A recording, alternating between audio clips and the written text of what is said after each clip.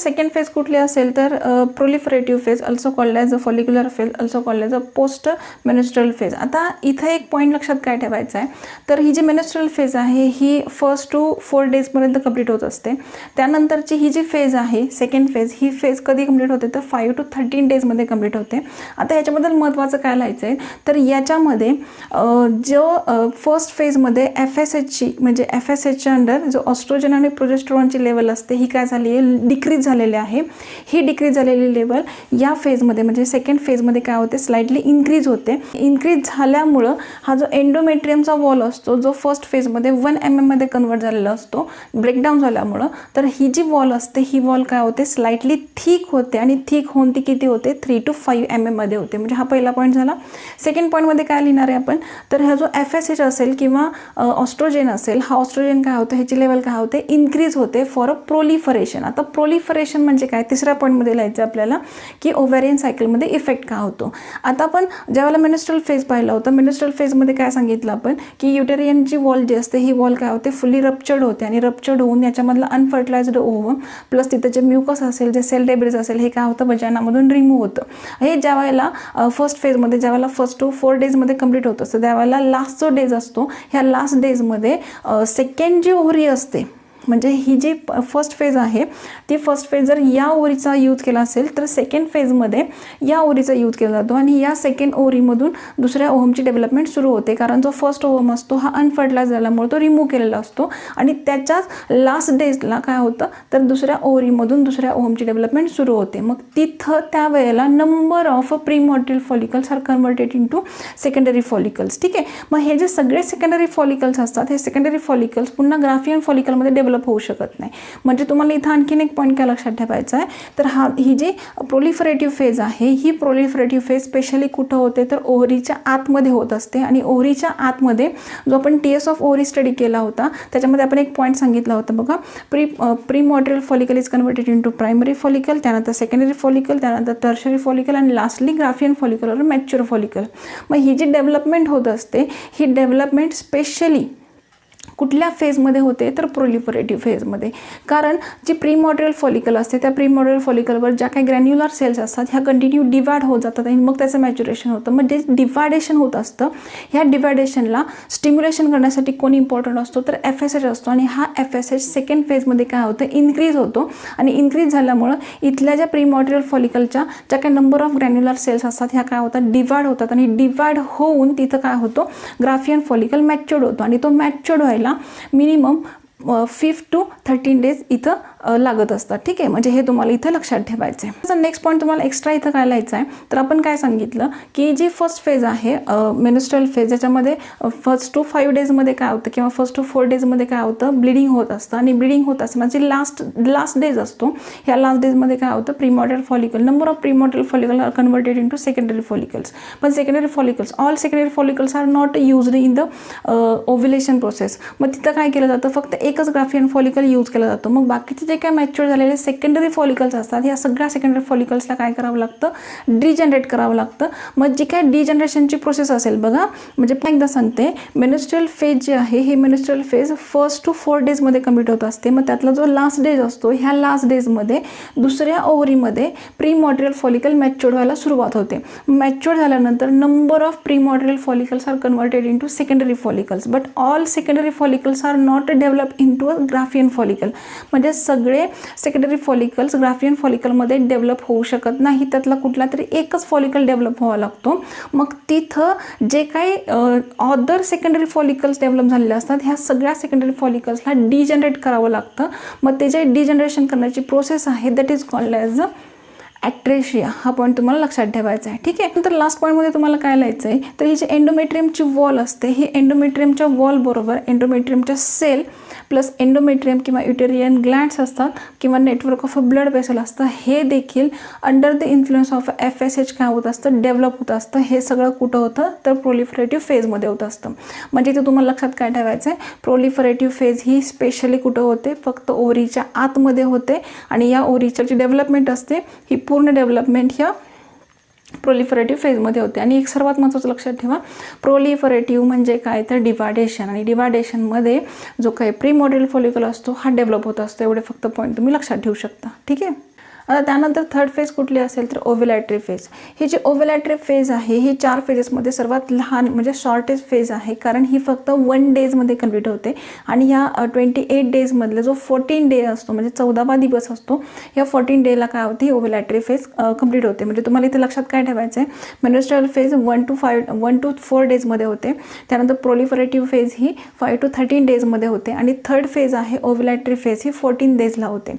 आता ज्या वेळेला 14वा दिवस सुरू होतो त्या 28 डेजमधला, त्यावेळेला जो LH असतो म्हणजे ल्युटिनायझिंग हॉर्मोन असतो, या LHची लेवल काय होते इन्क्रीज होते, हाय लेवलला इन्क्रीज होते. आणि इन्क्रीज झाल्यानंतर त्याच्या अंडर इन्फ्लुएन्स ऑस्ट्रोजन असतो, या ऑस्ट्रोजनची लेवलसुद्धा काय होते खूप जास्त इन्क्रीज होते. आणि इन्क्रीज झाल्यानंतर हा जो प्रीमॉर्डियल फॉलिकल ग्राफियन फॉलिकलमध्ये मॅच्युअर झालेला असतो, हा ग्राफियन फॉलिकल तिथे रप्चर्ड होतो.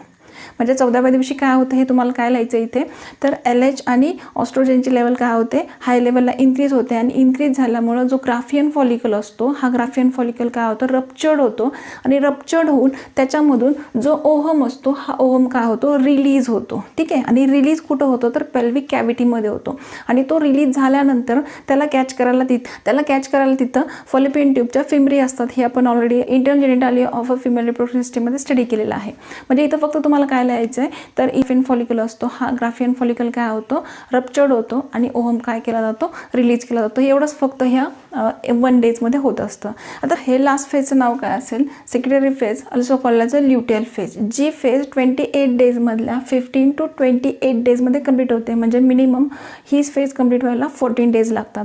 आता या फेजमध्ये काय होतं पहा, 14 डेजला काय झालं आहे ओहम रिलीज झालेला आहे. आणि ओहम रिलीज झाल्यामुळं जो ग्राफियन फॉलिकल शिल्लक राहिलेला आहे, हा ग्राफियन फॉलिकल काय होतो येलोश बॉडीमध्ये कन्वर्ट होतो. आणि येलोश बॉडीमध्ये कन्वर्ट झाला की that is called as a corpus luteum. ठीक आहे. आणि हे कशामुळे होतं तर because of LH luteinizing hormone. आणि त्याचबरोबर ह्या कॉर्पस ल्युटियममध्ये प्रोजेस्टेरॉनची लेवल जास्तमध्ये सिक्रेट केले जाते, ऑस्ट्रोजन थोडासा कमी आणि इनहिबिन काय केला जातो थोडासा कमी अमाऊंटमध्ये सिक्रेट केला जातो. हे कुठं कॉर्पस ल्युटियममध्ये म्हणजे ग्राफियन फॉलिकल कन्वर्ट होतो. आता जो ओहम रिलीज झालेला आहे, हा ओहम फिमरीने कॅच केल्यानंतर तो काय केला फॉलोपियन ट्यूबमध्ये ट्रॅव्हलिंग करतोय. ट्रॅव्हलिंग केल्यानंतर तिथं 24 आवर्समध्ये तिथं फर्टिलायझेशन होणं गरजेचं असतं. आणि फर्टिलायझेशन झाल्यानंतर तो ओहम काय होतो युटेरसमध्ये इम्प्लांट होतो. ठीक आहे. आता हे फर्टिलायझेशन झालं नाही तरीसुद्धा ही जी ग्राफियन फॉलिकलचा कॉर्पस ल्युटियम असतो, हा काय करतो 2 वीकपर्यंत ते वेटिंग करत असतो. आणि 2 वीक नंतर सुद्धा जर फर्टिलायझेशन झालं नाही तर ही जी येलोश कलरचं कॉर्पस ल्युटियमची बॉडी असते ही व्हाईट स्कारमध्ये कन्वर्ट होते. त्याला काय म्हटलं कॉर्पस अल्बिकान्स. ठीक आहे. जर फर्टिलायझेशन झालं नाही तर corpus luteum is converted into corpus albicans. हा पॉईंट तुम्हाला लक्षात ठेवायचा आहे. त्यानंतरचा नेक्स्ट पॉईंट लक्षात काय ठेवायचा आहे तर तिथं हा जो ओहम असतो म्हणजे जो ओहम रिलीज झालेला आहे, हा ओहम जर आफ्टर फर्टिलायझेशन युटेरसमध्ये इम्प्लांट झाला. ठीक आहे. इम्प्लांट झाल्यानंतर तिथे जी एंडोमेट्रियमची वॉल असते, ही एंडोमेट्रियमची वॉल काय होत असते थोडीशी थिक होते for the nourishment and development. ठीक आहे. आता तिथं डेव्हलपमेंट होण्यासाठी ही जी वॉल असते, ही वॉल कशामध्ये किती थिकनेसमध्ये कन्वर्ट झालेली असते तर 8 to 10 mm मध्ये. मग अशा ओहमची डेव्हलपमेंट करण्यासाठी ही वॉल जास्त थिक झालेली असते, कारण तिथं एंडोमेट्रियल ग्लँड्स ठीक आहे तिथे एंडोमेट्रियम ग्लँड्स त्याचबरोबर जे युटेरियन ग्लँड्स असतात हे कॉईल शेपमध्ये कन्वर्ट होतात आणि त्याची डेव्हलपमेंट व्हायला सुरुवात होते. का तर तिथं काय होत असतं एम्ब्रिओची डेव्हलपमेंट करायची असते. पण जर समजा तिथं ओहमची फर्टिलायझेशन झालंच नाही तर तिथं हा जो ओहम असतो, हा ओहम काय केला जातो युटेरसमधून रिमूव्ह केला जातो, ज्याला आपण काय म्हणतो मेनिस्ट्रुअल फेज असं म्हटलेलं आहे. ठीक आहे.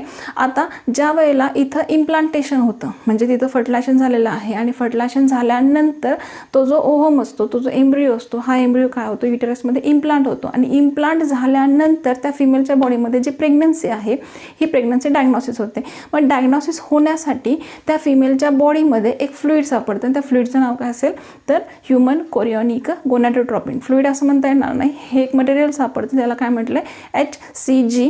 हे जर फिमेलच्या ब्लडमध्ये किंवा युरिनमध्ये सापडलं तर ती फिमेल प्रेग्नेंट आहे असं डायग्नोसिस केलं जातं. पण हे कधी जर फर्टिलायझेशन झालं तर. आणि जर फर्टिलायझेशन झालंच नाही तर तिथं पुन्हा 28 डेजपर्यंत त्या ओहमचं वेटिंग चालू असतं, स्पर्मचं एंट्री होईल आणि फर्टिलायझेशन होईल. पण जर तिथं स्पर्मची एंट्री झालीच नाही तर तो जो ओव्हम असतो 28 डेज नंतर पुन्हा फर्स्ट डेमध्ये कन्वर्ट होतो आणि तिथून तो ब्लड थ्रू काय केला जातो, रिमूव्ह केला जातो. म्हणजे पुन्हा फर्स्ट डे सुरू होते. ठीक आहे, म्हणजे पुन्हा प्रोजेस्टेरॉनची लेवल लो होते, FSHची लेवल लो होते, LHची लेवल लो होते आणि तिथं एंडोमेट्रियम जी वॉल असते जे 8 to 10 mm मध्ये डेव्हलप झालेले असते, तर तिथं फर्टिलायझेशन न झाल्यामुळं काय होतं, सगळं रप्चर्ड होतं आणि पुन्हा हे सगळं जे मटेरियल असतं हे ब्लड थ्रू काय केलं जातं, बॉडीमधून फिमेलच्या वजानामधून रिमूव्ह केलं जातं. म्हणजे पुन्हा फर्स्ट फेज काय होते, सुरू होते. ठीक आहे, हे तुम्हाला हे लास्ट फेजमध्ये लक्षात ठेवायचं आहे. म्हणजे जर ह्याला आपण समरी पाहतो, समरीमध्ये आपण काय सांगू शकतो, तर मेन्स्ट्रुअल